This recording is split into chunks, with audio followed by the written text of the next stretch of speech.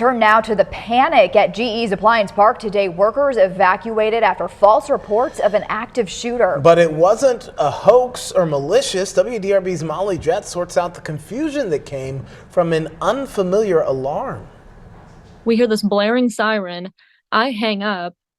Me and like the other people on my line, we were standing around. We're like, we've never heard this alarm. What's going on? Just 7 weeks into her new job, Hayley Shawgo thought the alarm at GE's Appliance Park was a fire drill. And I'm like, what's going on?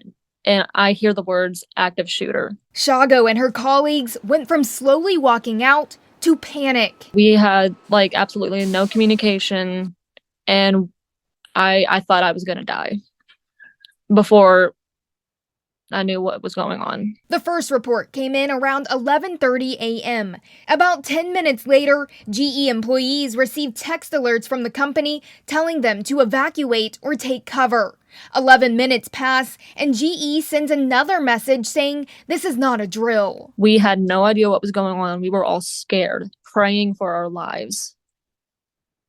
I was sick to my stomach, just hiding and just hoping that we'll make it. 23 minutes after the initial text, LMPD cleared the site. No danger. A company statement explained a mix-up, saying in part there was an employee confused by a different sounding alarm in the building. Per our process, security activated the active aggressor alarms and texted employees out of an abundance of caution.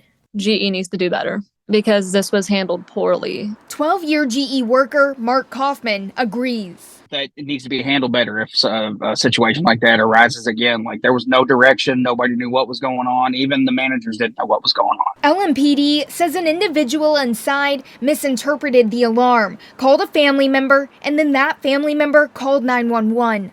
The call was not malicious, but a misunderstanding of what was happening. So none of us knew the protocol. We never heard that alarm before. Like I said, it was poorly handled. There could have been a lot of casualties.